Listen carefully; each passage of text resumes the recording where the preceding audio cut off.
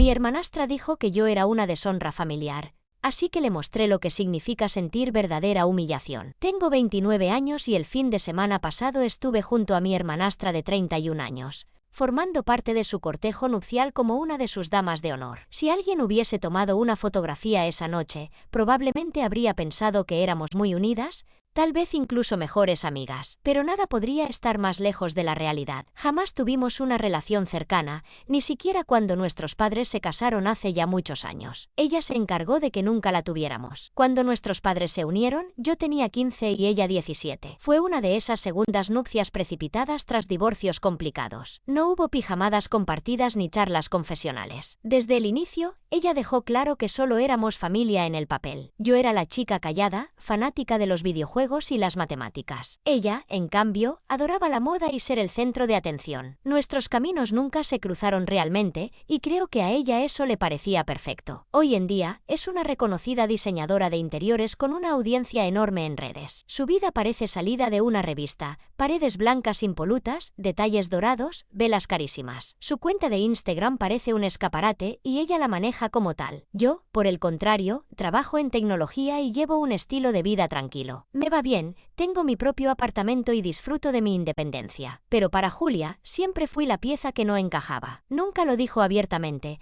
pero sus comentarios sobre la estética y la armonía visual dejaban claro que yo no pertenecía a su mundo. Al principio lo ignoraba, pensaba que tal vez era inmadura, que ya cambiaría. Pero con los años vinieron los comentarios sutiles, las burlas disfrazadas. Una vez, en una reunión familiar, dijo que yo tenía energía de ingeniera. Y luego soltó una carcajada como si fuera una broma interna. Ya no me molestaba, estaba acostumbrada a sus pullas. Pero la cena de ensayo lo cambió todo. Fue en un viñedo elegante, lleno de luces colgantes y bocadillos diminutos en bandejas de madera. Todo el mundo iba vestido como si fuera una gala. Julia llevó un vestido blanco ajustado que probablemente costaba más que mi alquiler mensual. Su familia política había viajado desde lejos, y todo parecía una obra de teatro. Bajo una carpa iluminada, la gente dio discursos y contó anécdotas. Algunos fueron divertidos de verdad. Entonces Julia se levantó. Llevaba al menos 3 copas de vino y ya hablaba con dificultad. Fue entonces cuando soltó la frase: en cada familia hay una vergüenza, y todos sabemos quién es la nuestra. Hubo un silencio de 2 segundos. Nadie sabía si reír o fingir que no había pasado. Alguien tosió. Su prometido se quedó helado. Mi madrastra me miró y luego apartó la vista. Mi padre bajó los ojos. Yo sonreí. También me reí. ¿Qué otra cosa podía hacer? Pero por dentro, algo se rompió. Después de la cena, me acerqué a ella mientras se retocaba el maquillaje frente al espejo del baño. Le dije que lo que había dicho no estaba bien. Ella parpadeó con sorpresa y respondió: «Ay, no seas exagerada. Sabes que no era en serio». Le recordé que había sido su dama de honor, que la había ayudado con la boda durante meses. Se limitó a encogerse de hombros y dijo que era solo una broma, que me relajara. Luego se fue, sin dejarme decir más. En ese momento supe que ya había tenido suficiente. Ni siquiera había querido estar en la boda. Julia nunca me lo pidió directamente. Nuestros padres me presionaron hasta que acepté. Me encargué de gestionar el transporte para sus familiares mayores. Reservé una furgoneta a último momento cuando una empresa canceló. Cubrí el gasto de la despedida de soltera cuando una amiga suya se bajó del plan. Y aún así, me trataba como un estorbo. Todo en su boda debía ser perfecto: la disposición de las mesas, los encuadres de las fotos, el código de vestimenta. Había creado un documento compartido con los colores recomendados. Nos hizo vestir con tonos pálidos, nada de colores intensos. Rompían su armonía visual. Todo se trataba de la imagen. Pero yo conocía cosas que no encajaban con esa fachada. Sabía que la familia de su prometido era bastante conservadora y que no verían con buenos ojos algunas de sus bromas. Sabía que una vez se refirió a la madre de él como una bruja de manualidades de mercadillo tras un almuerzo. También sabía que su estilista favorita la había dejado plantada por haberle pagado menos y luego ignorarla. Esa noche no dormí. No quería escándalos ni sabotajes, pero quería que ella sintiera lo que era ser expuesta, no por accidente, sino con sutileza. Como ella lo hace, siempre con una sonrisa. Ella había cruzado una línea, y yo también estaba lista para trazar la mía. No con fuego, sino con espejos. Que se viera como yo la he visto durante años. La mañana de la boda empezó temprano. A las 7 en punto, en una de las suites del hotel, llegó el equipo de maquillaje y peinado. 2 maquilladoras, 3 estilistas, un fotógrafo y bandejas de comida como para un equipo deportivo. Todo era un caos de batas iguales, mimosas y risas tensas. Me senté al borde de la cama, revisando el teléfono. fingiendo no escuchar mientras Julia le leía los votos a una amiga. Tenía líneas que ella consideraba graciosísimas, como una comparación entre los pasteles de su suegra y los fallos de Pinterest. Cuando su amiga salió, le sugerí con tono casual que tal vez debería revisar esa parte. Tal vez su familia política no encontraría eso tan gracioso. Se paralizó. En segundos, estaba revisando su bolso, sacando los votos impresos y llamando a la planificadora de la boda. Le preguntó si algo de lo escrito podría malinterpretarse. Aunque la planificadora la tranquilizó, igual reescribió un par de frases. Vi como una de sus amigas me lanzaba una mirada de reproche. Otra incluso me dijo que dejara de ponerla nerviosa. Me disculpé, fingí sorpresa y ofrecí mi ayuda. Fue entonces cuando Julia me entregó su teléfono y me pidió que le vigilara las notificaciones. Quería mantenerse alejada de las redes para poder disfrutar el momento. 5 minutos después, mientras le arreglaban el peinado, tomé una foto del desastre en la habitación. Ropa tirada, una chica comiendo fruta directo de la bandeja, brochas de maquillaje por todas partes. Escribí un pie de foto que decía, energía de novia estresada y lo subí a su historia. Lo borré en 10 segundos, pero bastó. 2 de nuestras conocidas hicieron captura inmediatamente. Una hora más tarde, escuché a Julia preguntar por una historia extraña que había aparecido en su cuenta. Nadie le respondió con claridad. Yo fingí sorpresa y dije que no había visto nada. Estaba demasiado ocupada para indagar más. Justo antes de salir al lugar de la ceremonia, me crucé con la hermana del novio. Ambas nos servíamos un té. Le comenté, entre risas, que Julia solía referirse a su futura suegra como una especie de tablero de Etsy desactualizado. Luego aclaré que probablemente solo eran cosas de nervios preboda. La hermana del novio apenas reaccionó. Alzó una ceja, sacó su teléfono y comenzó a escribir. En el lugar del evento, Julia ya iba con retraso. El vestido estaba listo, pero el velo no aparecía. Me preguntó si yo me había encargado. Le dije que creía que lo habían gestionado los del hotel. Entró en pánico. El fotógrafo tuvo que hacer una pausa para que pudiera calmarse mientras una de las estilistas lo planchaba a toda prisa.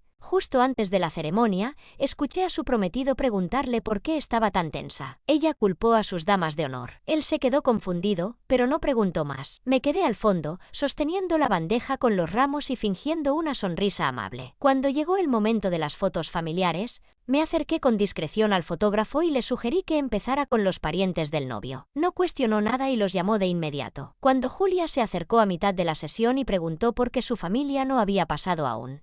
Ya era demasiado tarde. El orden se había invertido y el fotógrafo seguía capturando imágenes sin detenerse. Justo antes de la cena, algunos invitados empezaron a notar algo extraño en los programas impresos. El nombre completo de Julia aparecía allí, pero su segundo nombre era incorrecto. No solo mal escrito, sino deliberadamente gracioso. En lugar de Elaine, decía Blam. Julia Blam Malister. No fue un error de imprenta. Yo lo cambié antes de enviar la versión final a la imprenta. Ella nunca revisó el archivo antes de autorizarlo. Se dio cuenta ya durante la hora del cóctel, cuando alguien se lo señaló. La expresión de su rostro fue de desconcierto total, aunque intentó disimularlo con una sonrisa forzada. Durante la cena, decidí ser especialmente colaboradora. Agradecí al personal de catering con entusiasmo, elogié el plato principal. Incluso comenté en tono ligero que Julia había odiado el menú en un principio, pero que al final lo aceptó. La jefa de servicio, que estaba a pocos pasos, apenas disimuló la reacción en su cara antes de alejarse. Más tarde,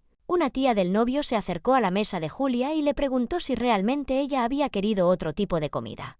Julia intentó explicarse con torpeza, diciendo que había cambiado de opinión. Yo observaba la escena con una copa de vino en la mano mientras ella se removía en la silla. Al terminar la noche, su imagen era otra. El peinado se le había deshecho, su voz estaba áspera y discutía con sus amigas por nimiedades. Un cargador perdido, un regalo mal colocado, la cartelería de una mesa desalineada. Reprendió a la dama de honor por no llenarle el vaso de agua y luego tropezó con su propio vestido mientras se dirigía al baño apresurada. No me despedí de nadie. Salí antes de la despedida final, crucé el estacionamiento descalza con los tacones en la mano y subí al coche que me esperaba. En el asiento trasero, abrí Instagram. Una de sus ex amigas ya había compartido capturas en un grupo privado. Su imagen perfecta comenzaba a resquebrajarse y yo no había hecho ningún esfuerzo. 2 días después de la boda, Julia me escribió preguntando si había notado algo raro durante la ceremonia o la recepción. Le respondí que nada importante, solo el típico caos de una boda. Me mandó un emoji con el pulgar arriba y no insistió. Más tarde, comenzó a hacer llamadas. Al parecer, alguien había tomado fragmentos de sus historias de Instagram y los había llevado a un hilo de Reddit. No dije nada, pero sí lo vi. Había un clip donde se la escuchaba gritándole a la niña de las flores por caminar demasiado rápido por el pasillo.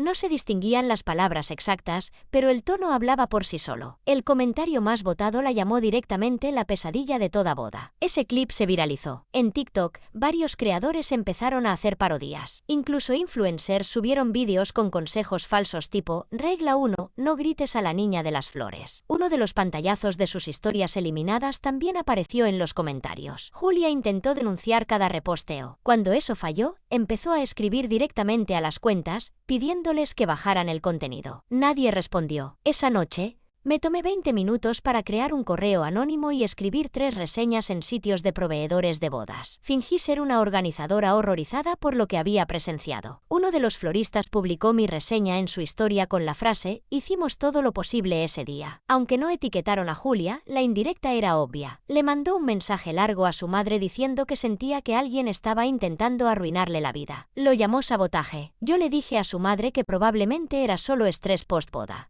que todo le estaba pareciendo más grave por estar agotada. Eso pareció calmar las aguas, momentáneamente. El chat del grupo de damas de honor se encendió. Alguien insinuó que había filtraciones. Una chica dijo que sentía que su teléfono ya no era seguro. Julia envió un mensaje tan largo que llegó en 2 partes. Decía que se sentía rota y traicionada. Una de ellas salió del grupo. Yo apenas respondí con mensajes genéricos de espero que todas estén bien y luego silencié el chat. Su esposo, que solía compartir contenido romántico frecuentemente, dejó de publicar de golpe. Canceló la sesión de fotos conjunta de la luna de miel y no subió ni una imagen del viaje. Julia le dijo a su mamá que él no se sentía bien, pero en privado, él había archivado las fotos de la boda en su perfil. Al 4.º día, Julia empezó a borrar contenido. Fotos antiguas desaparecieron, los pies de fotos se esfumaron y los comentarios se desactivaron. Su número de seguidores bajó ligeramente, pero lo suficiente para que se notara. Entonces me acordé de su estilista. Contrató a una nueva estilista para la boda, alguien a quien elogió como una visionaria en sus redes. Pero 3 días antes, me había dicho que le parecía de mal gusto, que prefería algo más sobrio y minimalista en lugar de ese estilo bohemio de Instagram. Desde otra cuenta falsa, le mandé un mensaje: tu clienta no quedó contenta. Dijo que el look era vulgar. Solo para que lo sepas. 1 hora después, la estilista publicó un TikTok con el texto: cuando te alaban en público pero te critican en privado, usando imágenes del día de la boda. Nadie la nombró, pero era evidente. Un primo compartió el vídeo en el grupo familiar diciendo que le sonaba familiar. Julia no respondió. Después dejó de hablar en el grupo. Ni siquiera reaccionó cuando otra prima anunció su compromiso. 2 días de completo silencio. Luego me llamó tarde por la noche. Dejé que sonara 3 veces antes de atender. No dijo hola, solo lloró. Dijo que no entendía por qué la gente se le estaba viniendo encima, que sentía que se ahogaba. Yo solo respondí: debe ser muy humillante. Cortó la llamada. A la mañana siguiente, su madre me escribió preguntando qué estaba pasando. Le dije que tal vez Julia no estaba preparada para el matrimonio. Si una simple oleada de críticas la desestabilizaba tanto, quizá no era el momento. No lo dije para ser cruel, solo dejé que flotara. Ella no respondió de inmediato. Más tarde, me llegó un mensaje: puede que tengas razón. Hacia el final de esa semana, Julia seguía sin publicar nada. Una de sus marcas patrocinadoras subió un carrusel promocionando herramientas para organizar bodas, pero ella no aparecía. Antes era su ejemplo principal de elegancia moderna. Ahora, ni mención. Por fuera, todo parecía igual de impecable, pero por dentro, todo comenzaba a desmoronarse. Y quienes solían aplaudirle, ahora solo observaban. 1 semana después de la boda, Julia subió una selfie en blanco y negro con un texto largo sobre su salud mental y la necesidad de alejarse de las redes. Los comentarios estaban limitados, pero en menos de 1 hora ya lo estaban compartiendo. Algunas cuentas aseguraban que era por el escándalo. Otras comparaban su contenido antiguo con el actual y hablaban de la caída de una reina curada al milímetro. La foto duró poco. La borró ese mismo día, aunque seguía conectada. Me di cuenta porque su estado seguía activo y a las 2 de la madrugada le dio me gusta a una publicación de un proveedor. Alguien capturó ese like y lo subió diciendo: pensé que estaba sanando fuera de línea. Fue en ese momento cuando decidí enviar el vídeo de la boda. Habían contratado un equipo para grabar y editar el gran día. El resultado oficial era perfecto, pero yo tenía las tomas sin editar. Las había descargado del enlace que Julia compartió con las damas. Recorté una parte en la que se la veía gritándole a una asistente de los floristas por colocar mal los ramos. Ni siquiera era la florista, solo una adolescente ayudando. Le agregué un marcador de tiempo y lo envié a una página de críticas de bodas que ya había mencionado su nombre. por los TikToks previos. A la mañana siguiente, el clip estaba en todos lados. Una creadora usó el audio para hacer una parodia en bata, gritando a un plátano como si fuera un walkie-talkie. Los comentarios estallaron. Reconocieron su voz. Empezaron a etiquetar a los proveedores. Una marca pequeña eliminó su etiqueta de la última colaboración. A su madre le dijo que estaban reorganizando publicaciones, pero yo la escuché en una llamada diciendo que el contrato se había pausado. El correo que leyó no sonaba precisamente temporal. Ese fin de semana fui a casa de mis padres. Durante la cena, mi padre bromeó diciendo que no sabía que las bodas eran un deporte de combate. Arman, nuestro hermano, le pidió que no empezara. Yo solo bebí mi copa, fingiendo no entender el comentario. Al otro extremo de la mesa, el marido de Julia no decía nada, solo miraba su teléfono en silencio. Al día siguiente, él se sentó frente a ella y le preguntó por qué todos los proveedores estaban publicando mensajes crípticos llenos de resentimiento. La maquilladora publicó una imagen de una paleta de sombras derretida con una frase sarcástica que decía: "Cuando dicen que les encanta, pero te arrastran a atender a su hermana". La florista no se quedó atrás, compartió una foto de un ramo con un pie de foto claramente pasivo-agresivo, que insinuaba lo ingratos que pueden ser algunos clientes. Por su parte, la estilista subió un vídeo de errores de grabación donde se escuchaba a alguien quejarse de que todo estaba fuera del concepto. Julia se excusó culpando al estrés de la boda y a supuestas interferencias del equipo de damas de honor. Él no discutió, pero después de eso, desaparecieron las fotos del viaje de luna de miel que ambos habían compartido. Horas más tarde, recibí un mensaje suyo preguntándome si sabía por qué la gente se había vuelto en su contra. Solo le respondí que tal vez valía la pena reflexionar sobre cómo trataba a los demás. No dije nada más. 3 días después, organizó un brunch al que invitó a algunas personas con la intención, según dijo, de restablecer energías y arreglar las cosas. Asistí con una camiseta blanca que llevaba, en letras negras enormes, la frase "Llegó la vergüenza". Fue un regalo de una amiga que había visto el vídeo del ensayo de la cena. No tenía planeado ponérmela, pero al saber que el lugar era público, cambié de idea. A mitad del almuerzo, una de sus amigas soltó una carcajada tan fuerte que terminó derramando su mimosa. Julia se puso roja como un tomate y no volvió a dirigirle la palabra durante 2 días. Lo supe porque otra chica subió una historia con el texto: "Alguien perdió el privilegio del brunch". En medio de esa reunión, Julia comentó que estaba considerando ir a terapia. Le dije que me parecía una excelente decisión, y lo dije sinceramente. Su reacción fue como si le hubiese tirado un vaso de agua en la cara. Esa misma noche, la madre de su esposo dejó de seguir su cuenta principal. No fue algo sutil. Era alguien que siempre comentaba en sus publicaciones, y de pronto su nombre desapareció por completo. Eso la llevó a otra crisis. 2 días después, su cuñada comentó en un vídeo viral en TikTok con la frase: "Si supieran la mitad de la historia". La publicación volvió a estallar. Decidí aprovechar el momento y desde una tercera cuenta anónima, envié capturas de pantalla del grupo de chat de las damas de honor a un podcast especializado en escándalos de bodas.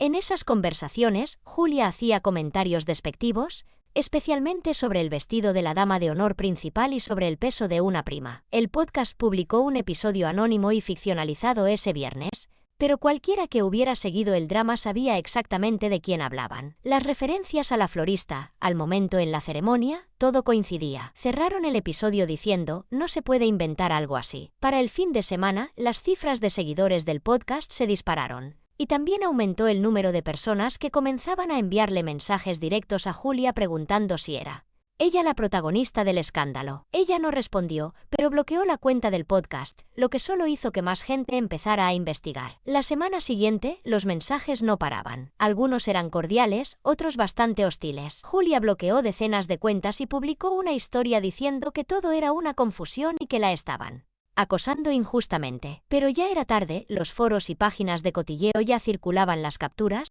comparaciones de voz y fechas del evento. 2 de sus damas de honor dejaron de seguirla discretamente. Una eliminó la foto del día de la boda. Otra quitó el destacado donde aparecía como dama de honor y puso su cuenta en privado. Alguien notó esos movimientos y los compartió, lo que provocó una avalancha de teorías. Julia intentó minimizar la situación diciendo que solo estaban haciendo una desintoxicación digital, pero nadie lo creyó. Su esposo finalmente le propuso que se alejara de las redes por un tiempo hasta que todo pasara. Ella respondió acusándolo de no apoyar su marca personal. La discusión no quedó en privado. Un amigo en común me contó que ni siquiera terminaron la conversación, Solo dejaron de hablarse esa noche. Ese mismo fin de semana, su cuenta de Instagram fue marcada por infracciones a la política de acoso. Subió una historia solo para sus amigos cercanos diciendo que habían desmonetizado sus vídeos porque habían resurgido comentarios antiguos que ella había hecho en publicaciones de otros influencers, criticando sus trabajos como imitaciones baratas. Esas capturas comenzaron a circular de nuevo. En un brunch con conocidos,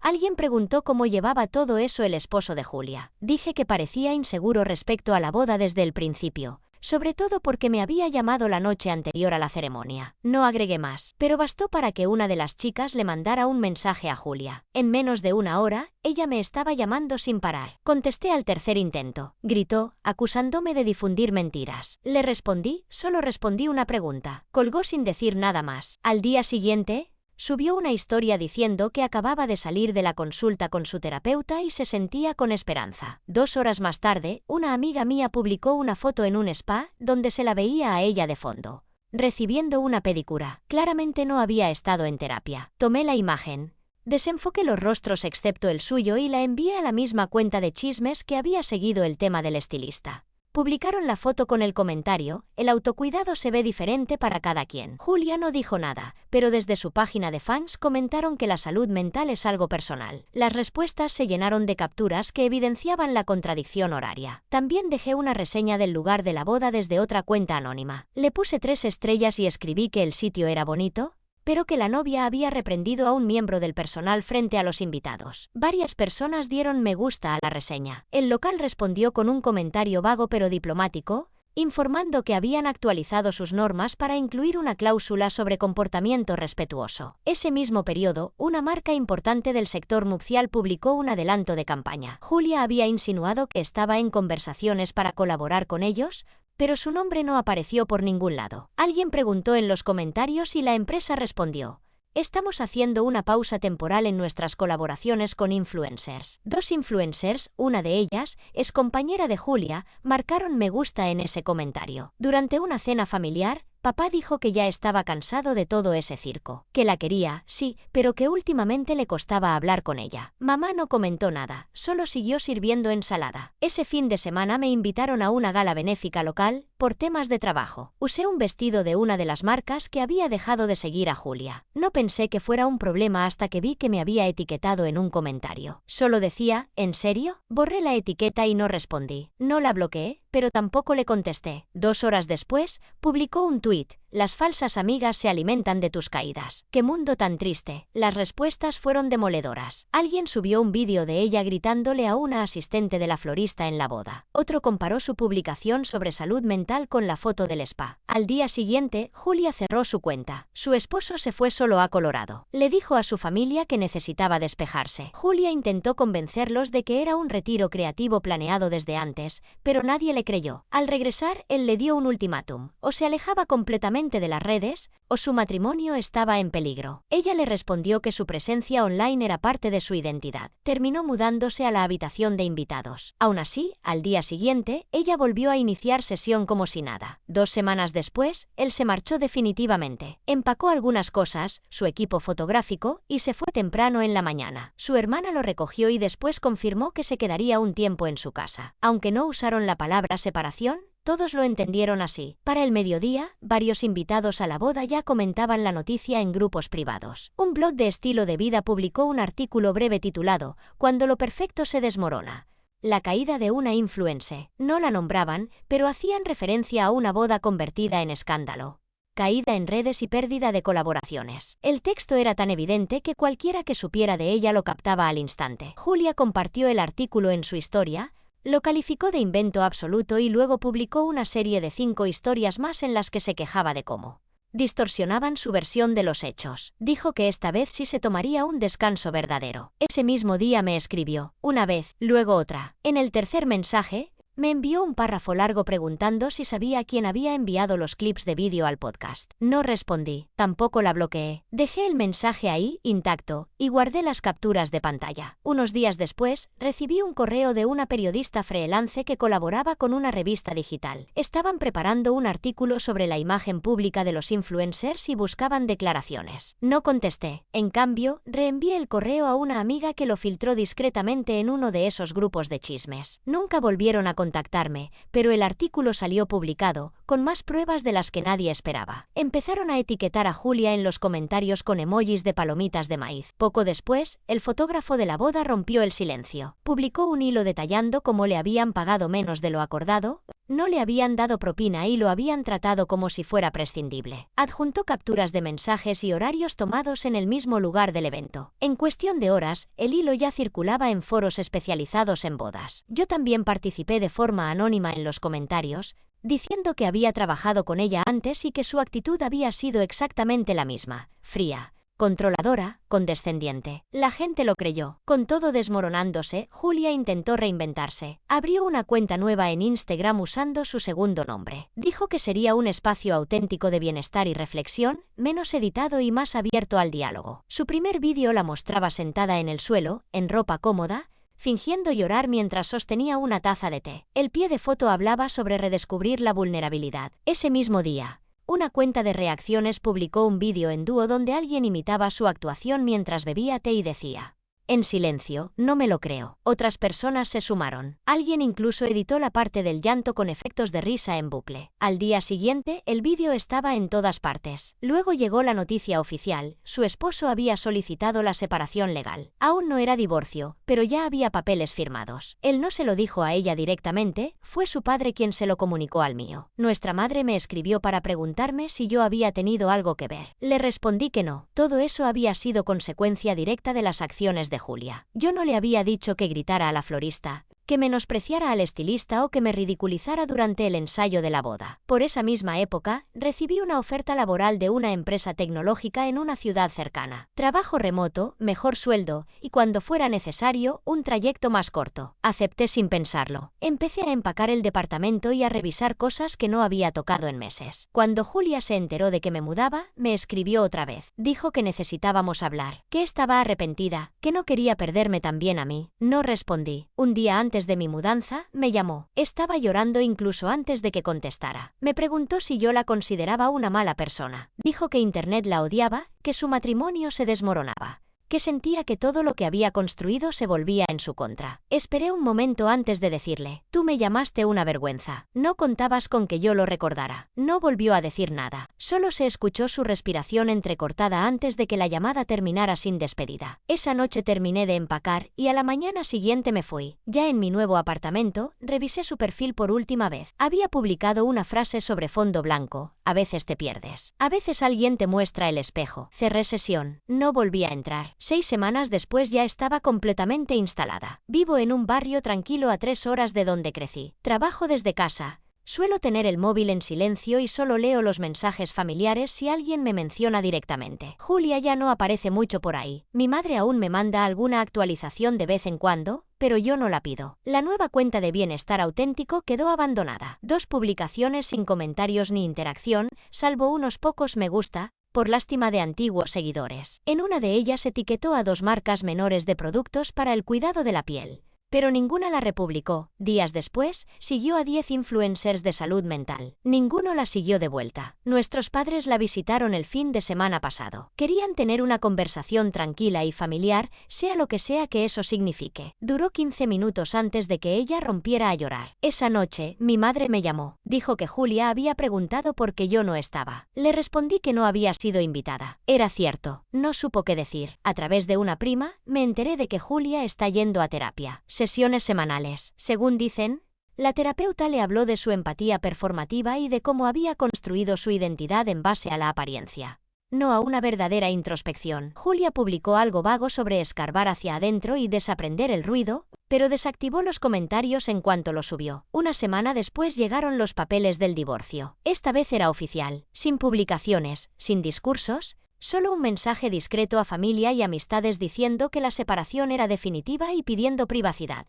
Su número fue dado de baja ese mismo día. Julia subió una imagen a sus historias con una frase.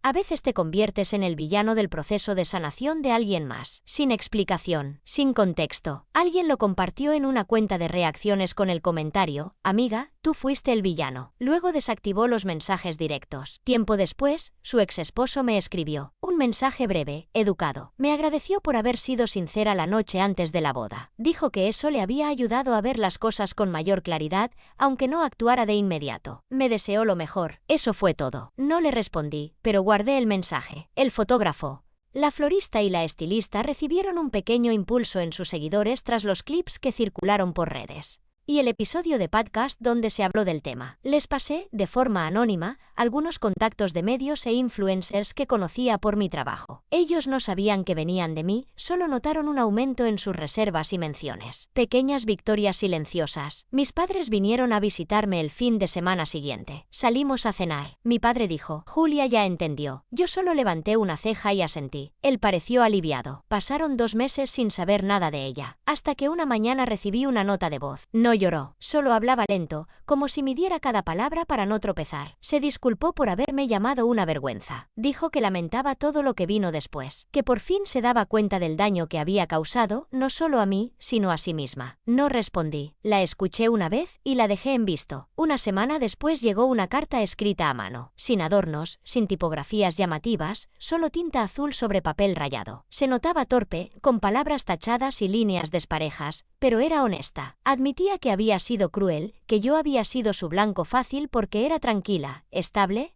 y no competía con su brillo, que eso le daba una falsa sensación de control, pero ahora entendía el precio que había pagado. No me pidió perdón, solo quería decir la verdad por fin. Le respondí, no dije que la perdonaba. Le agradecí por haber dado el paso de reconocer su comportamiento. Le escribí que los gestos de redención no borran el pasado, pero pueden evitar que se repita. Le dije que no buscaba reconciliación, sino cierre. Concluí la carta con una reflexión: a veces no se trata de quién causó más daño, sino de quien fue lo suficientemente valiente como para dejar de repetirlo. La firmé sin añadir nada más y la deposité en el buzón de la oficina postal esa misma tarde. No esperaba respuesta y no la he recibido. Desde entonces, mi vida ha seguido su curso. No hay grandes giros, solo una calma distinta. Los días transcurren sin sobresaltos y esa paz silenciosa, aunque discreta, ha sido el mayor alivio. No he vuelto a buscar su nombre en redes. No tengo curiosidad por saber si respondió. Lo que necesitaba decir ya fue dicho. Y, por primera vez en mucho tiempo, me basta con eso.